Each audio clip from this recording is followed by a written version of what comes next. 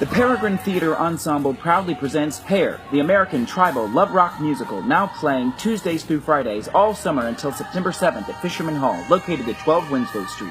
The Cape Cod Times says the entire ensemble performs production numbers like Aquarius and Good Morning Starshine with energy and expertise. And the Provincetown banner shouts, Hair, having its 50th anniversary, looks reborn in relevance. Get your tickets today by calling our box office at 774-538-9084 or visiting us online at peregrinetheatre.com. Welcome back to Queerguru TV, you boys. Boys.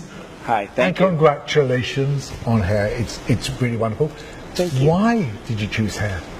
We thought it was perfect for the time. I mean, we ran through our options about what we wanted to do. A lot of things came to mind, but it was very clear after the first of the year, January, February, when the school walkouts were happening due to gun violence, we saw the parallels between that show and Hair, and we said it's a no-brainer. We have to do something that, you know, is a mirror of what's happening now, and it seemed very appropriate, and it seemed the best piece of theater to do to make a statement, but also be entertaining and be really fun. So Ben, we thought after seeing Chicago last year, that was as big as you were going to get. But this is a much bigger challenge. Why do you take it on?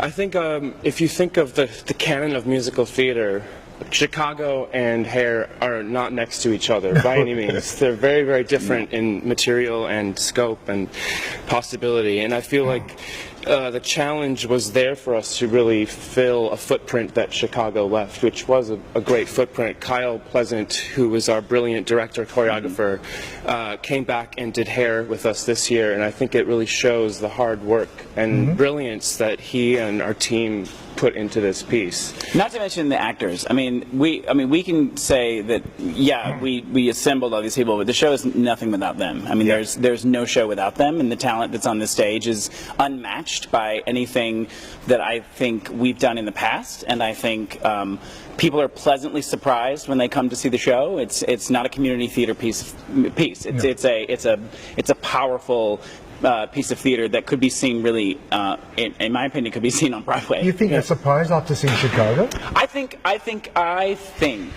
that Chicago was a different thing. It was a dance show with music and comedy, and people knew what it was. But Hair, people are like, well, what are you going to do with it? The book is really weird. How do you? The book is it's very strange. Like, what are you going to do? And we've always said, you know, we didn't want a park and bark. You know what that is? A park and bark? No. Where you like do a show and you stand and you sing and you move to the spot and you sing. Okay. It's not that. It is. Yes, there's a lot of singing, and yes, there's a lot of like grandiose moments, but it's never stopped. Yeah. It's a never. It's also, I mean, the emotional the effect that it has on the audience is something that we can never foretell, but this show, it's been immense in many different ways. And I don't think that actually happened with Chicago, where people were crying because they had an emotional journey because of the show. It was because of what they saw. But this piece, it brings up so much from their past, and it's powerful. So, do you miss acting? Everyone asks me that. It's the first summer that I haven't been performing on a regular basis. Yes, we aged out. But he could have made up. Well, thank you. Thank you, and then pulled my face back a little bit. But I do miss it. But I really enjoy watching this piece and the effect it has on our audience. Really, it's something that I haven't been able to experience in the past, and it's unreal. Can I add? I will say I don't get bored watching the show. Yeah. Like I mean, I didn't get bored with watching Chicago either, but I knew the moments were coming. But there are times like I was here at the beginning, and I had something I needed to do at home in the middle of Act 1, and Ben, you texted me, and he was like, "Are you coming home?" And I was like, "I'm sorry, the show is so good. I'm still here. Like I'm still watching it." So, what have the audience been? Have they been old like me who remember the first time around, or young?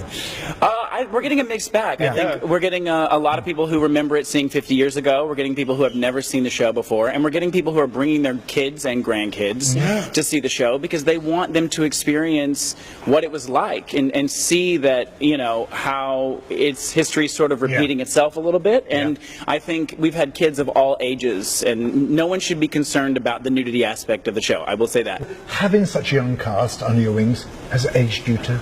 My God.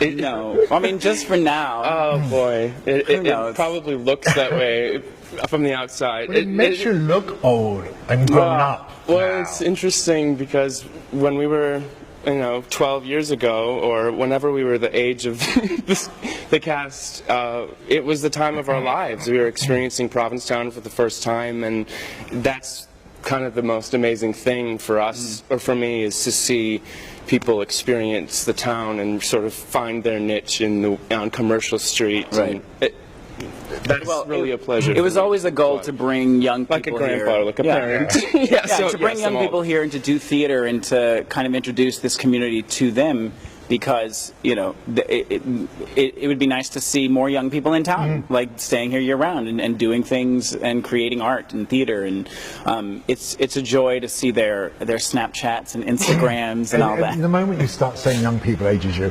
Thank you. Was there never part of the process when you said to each other, what are we doing? Why aren't we doing a one-man show? Why have we got this enormous cast and this enormous crew? Why? I don't think we ever think about that, though. We don't? I think we think we want to do this show, and then we go, oh, that's a lot of people. How do we do it? We like a good challenge. Yeah. And obstacles, we just bound over them somehow. Maybe. With a lot of help. I mean, yeah, it's a lot of work, though. I mean, it is a lot of work, but I think what we think about first is what is going to be artistically fulfilling for our company, and what is going to be something that people want to see. Yeah. And then I say, well, can we physically do it? Do we have the revenue? Can we raise the money? Can we pay for the housing? Can we find that? Can we find the housing? I mean, there's like so many things, and so I think the first and foremost, we pick a show, and then we just do the best we can to make sure that it happens. Yeah, really. Okay. So what's next for you and for Peregrine? Oh God, more You beach always have time. ideas. I know you have I know. ideas. Well, we're Okay, running. We're running. Okay. What do you want to know? You want to know like top 3 shows we're thinking about for next year? Maybe. Should we take a vote? No, for this is just a sketch. We're not, there's I mean, if I had to say, there are 4 shows that we've been thinking about. One would be Avenue Q, different. One is The Producers, way different. One is. After you in that. One is. One is what? I was going to use and say it. A Chorus Line. Chorus Line. There's a And big part for that in you. one is La Cage aux Folles, which is great. But I see we're not old enough. I know. To do La Cage. I have a soft place in my heart for Songs for a New World, and I really want to do a kick-ass I know. version of that Oh, at some yeah? point. Because it's people. I don't know. Not as the main He show. could play the fiancé, but in it, give him a Well, chance. yes. Of course he could in La Cage, but Anyway. we'll see. A Chorus Line is. later. We're not that old yet, are we? Congratulations. Thank you. It's Thank been you. an amazing ride. Thank you. And Thank it you. aged me enormously. Well, 'Cause 50 years ago, Did you I started see the watching- original? Yeah. Yeah, but didn't you my feel Lord. young? Didn't you feel younger watching it and reliving those moments? And you saw the Boston one with the I shipping know, containers? and I saw the one in between with John Barrymore. Oh yeah. So which was 08 or 9, but I saw the first one. I mean, I had to go back and thinking, oh my God, it was 50 years ago. So thank you for that. But thank you again. You're welcome. Thank you. Thank you. Congratulations. Thank you.